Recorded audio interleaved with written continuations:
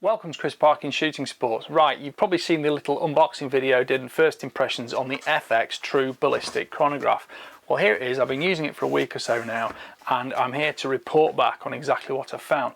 Now, I'll leave a link to the item in the description below, so you can click on that for any detailed features you want from the manufacturer. I'm all about giving you my opinion of what's going on. So here are my findings. Right, number one, charging it up with the supplied USB-C lead, no problem at all. I've had this in use for a week and a bit and I haven't recharged it yet, other than the fact I did a precautionary recharge because it doesn't seem to give me any battery issue problems. There is an auto off on the battery, but essentially turn it on, press the main button here, then it'll just tell you tap power button to activate, and that's all do, tap power button, that activates it. Now if you use it on this stand, which is part of the mechanism that stores it as well, it works very well. But first little caveat I'll tell you about, if you're shooting off a bench pointing at your target, this wants to point at the target. Now that's as well as left and right position, it also needs to point uphill and downhill correctly, so it's actually pointing directly at the target.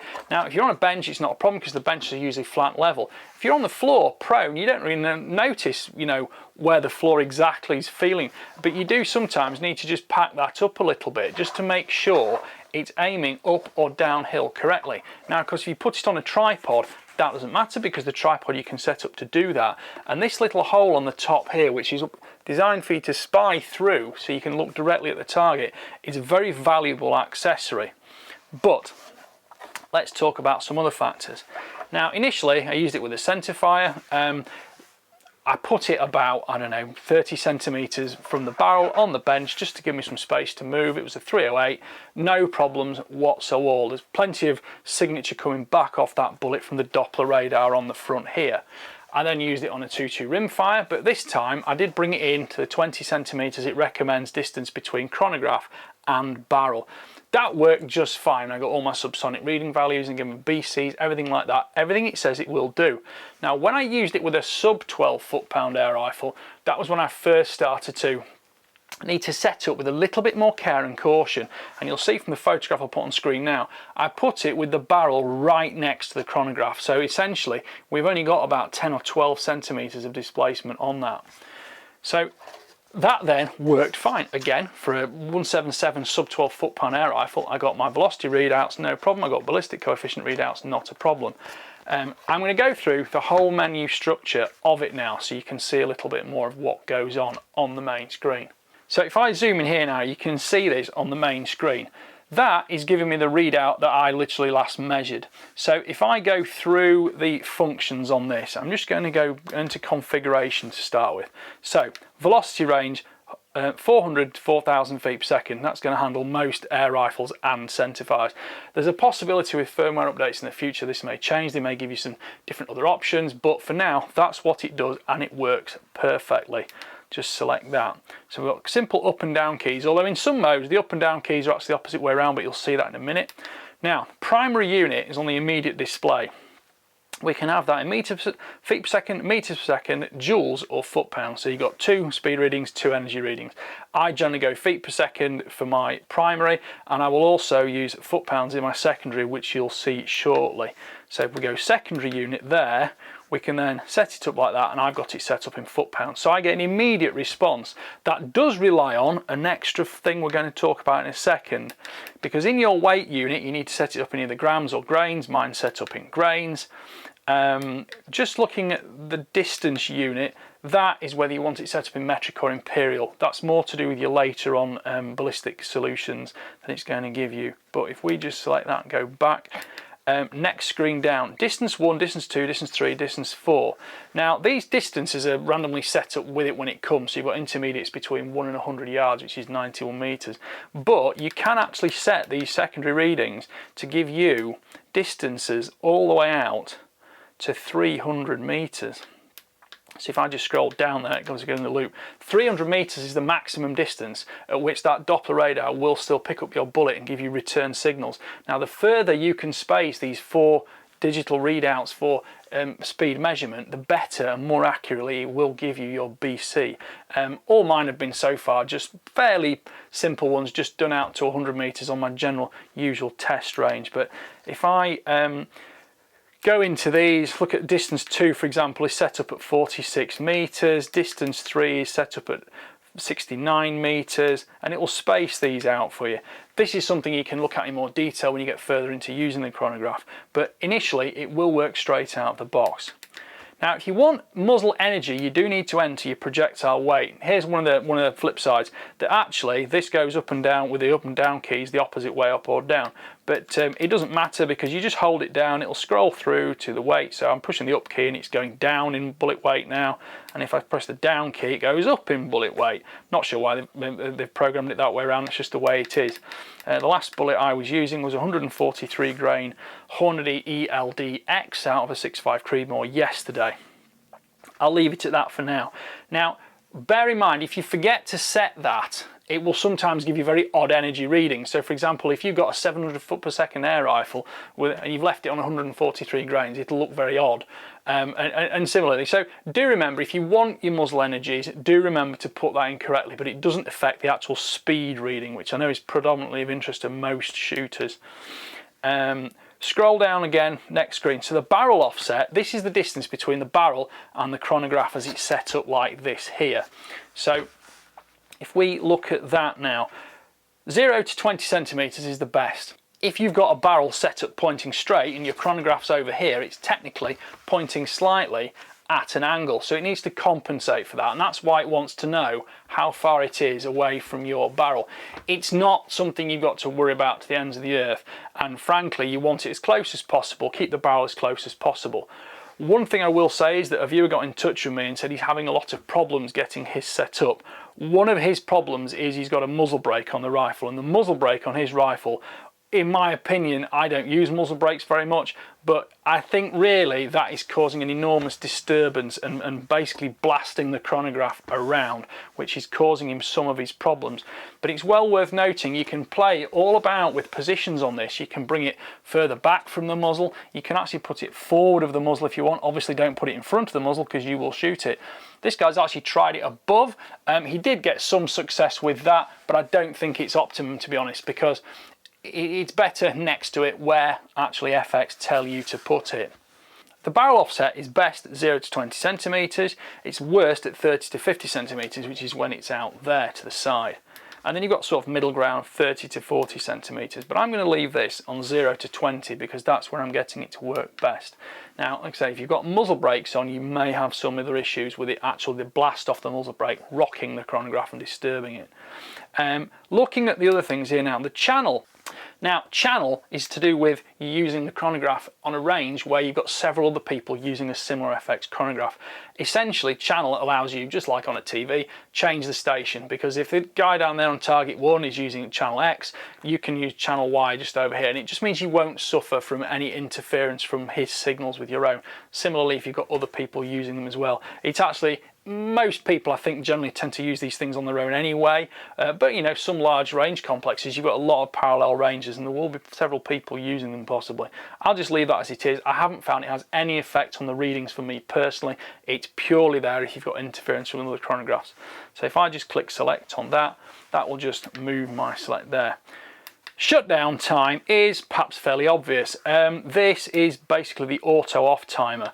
I'm going to leave this at the maximum. I'm going to leave it at 600 seconds, which is 10 minutes. Again, this goes up and down the opposite way, but I'll just click that, save that, so I've now got a 600-second lag time before it'll automatically turn off. I'm just going to save that, but I'm just going to go back into it again. Drag model, select drag model. This is actually asking you whether you want to do G1 or G7 ballistic coefficients. Again, I'll go back to the thing I said earlier. If you want to accurately measure ballistic coefficients, use your range spacings as far as possible. Most manufacturers are measuring them at least 300 meters, perhaps even further beyond. G1 is fine for just good old-fashioned round nose or pointed hunting bullets. G7 is preferable for anything with a boat tail or a secant ogive, you know, the long, thin, high BC bullets. GC just works a little bit better with the more modern calculators. But I'm just going to leave it on G1 for now because I'm generally doing hunting ammunition with my reviews. Click on that, go back. Bluetooth, switch Bluetooth on or off. This will actually pair up with your mobile phone, and you can have it do that and it will give you the display and readout on your mobile phone. That does also give you more options for recording your shot strings and sending them on either an email or something like that to yourself, or saving them onto your phone. I have tended to just leave the video camera running on screen. Please be aware that some of the video camera of the screen does show interference, but that's just due to the frequency of the camera in daylight. You don't get any flickering on the screen when you're using it, viewing it with your eyes. But Bluetooth gives you some more options. I personally try not to use it if possible, because I just don't like the fact that everything in the world seems to be relying on a mobile phone, and once you've got 3 or 4 items running, your mobile phone's as busy as you are.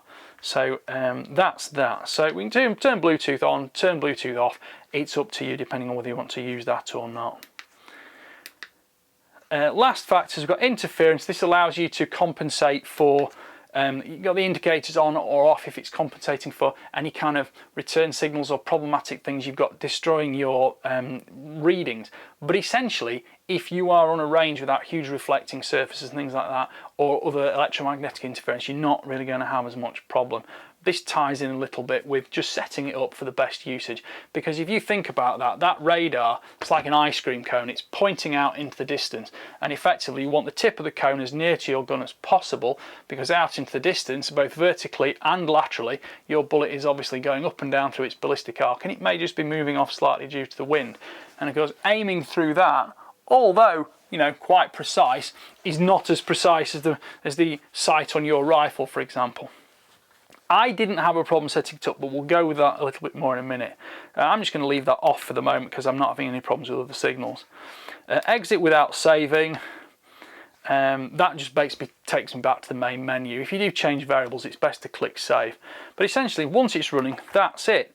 Now, if we go through the screens that it gives us with the display, I generally leave it on screen 1, because screen 1 is giving me feet per second, it's giving me the bullet speed, and it's giving me the speeds at 23, 46, 68 and 300 meters.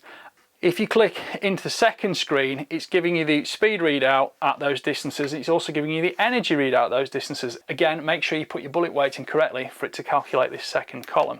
The third screen is perhaps the most usable. And these, of course, do update real time, but this will tell you your shot string. Now, using it in here now has just sort of upset it slightly because I've got lights and all sorts of things going on in here. But in your final screen, you'll get a readout, something similar to this. So I've had 5 shots. My low is 1,084 feet per second. And my high is 1,340 feet per second. I'm not quite sure what it's recorded these from because I'm not doing anything on it at the moment, but there we go. And my average speed is at 1,218 feet per second. If you look at the pictures I've taken with my camera of actually these results in use, they are accurate, but in here it's picking up interference from something, lights, cameras, whichever. So standard deviation is 32.35 feet per second. I actually did do some stuff with a 308 shooting 175 grain bullets that gave me an extreme spread of about 2 or 3 feet per second over 5 shots, which is very pleasing. BC is G1, that's your calculated BC. It'll give you a figure for that there, and then your average BC averages that over several bullets. Now, although we think bullets are the most super precision, accurately, repeatably made things, they do actually vary very slightly due to the exact shape of the bullet and things like how the bullet seating in the case can affect it and score the back end of the bullet, how rifling affects it, things like that. So the average BC and the BC it calculates for each shot will not be far apart, but it's best to work just off the average BC anyway. And again, the longer the ranges you've got those 4 measurers out, the better and more accurate your BCs will be. Subsonic at the bottom tells you the distance that this calculates your bullet will go subsonic out. So for example, I've been using 168, 175 grain Match Kings out with 308. They're calculated to go subsonic to about 800 or 900 meters. Doesn't really matter, it's not something I'm going to be worried too much about, but because on extreme cases with precision long range rifles, these are very interesting facts you will specifically want to know, because you don't want to be going, you certainly don't want to be going subsonic, but you definitely don't want to be going transonic either. Again, if you look at the pictures that came up from the rimfire, which was shooting subsonic ammunition, or the air rifle, which was subsonic, that will be subsonic at 0 because it's never gone supersonic. Essentially, I'm very, very happy with it. It works really well. The only times I've had problems with it are when I have had either some kind of reflection. So for example, I was shooting out of a building, I was shooting out of a shooting shelter, and there was quite a lot of metal sheeting around the firing point. And I did get a little bit of reflection from that. As soon as I adjusted this, I just sort of lifted it up slightly. I put the base basically slightly up on a box. I'll just fasten that back together and show you. This was shooting from a bench in that building, by the way. Essentially, all I had to do was put that slightly higher because there was like a little rail in front which was reflecting some of the radar and giving it some cause for interference. As soon as I sorted that, consistent readings, not a problem at all. Again, similarly, if you don't tip it forward or backward and get the alignment vertically as good correct as the alignment laterally, you won't get accurate readings. Grass and things blowing around in front of it, you know, immediately, that did cause a few errors too. But once I'd eradicated these known errors from each time I set it up, because I learnt about using it, I didn't get any. And as soon as I watched that screen, first shot goes down, bang, screen goes black, it comes back on with all the data you need. As soon as I'd had that first reading, I was quite confident it was working. And as long as there wasn't any issue with nudging it or bashing it out of the way or a muzzle brake knocking it over, it worked superbly well. I genuinely, I immediately said when I got this, I hope to be hanging on to it long term because I think it's going to be very useful for my review projects. I'm absolutely sure of that now because it is beautifully simple in use, it's reliable, and I just like the fact it's so compact, and it's quite a tough case as well because this is not sort of a glassy polymer. I won't say it's rubbery, but it's certainly quite tough, and this slots back in literally that easily, clicks in there, it won't fall out, you've just got to clip that there and that will lift out if you need it to, and it stays all nice and secure in this case. I tend to put the radar sensor down in there so it's not going to get damaged, put the cable back in and fasten that up. That can now just live in my shooting range bag, and it really is as simple as that. Just briefly looking at the instruction manual, I love the fact FX have sent a proper instruction manual with this. It's nice, neatly printed, it's clear, white background, black text, very easy to read. The instructions are extremely clear and easy to work through. It tells you everything you need to know about this. There is also an electronic copy of this in PDF on FX's website, as well as an instruction manual if you do want to upload the firmware. I haven't done any firmware updates yet because I haven't found the requirement to do that, but I'm sure over the life of the product FX will use firmware updates to possibly increase features, functionality and improve accuracy. Well, thank you for watching. Please like, subscribe, comment, click the notification bell and go through to the end of the video, and please visit some of the show sponsors, both the British Shooting Show and Military First. Thanks for watching. Bye for now.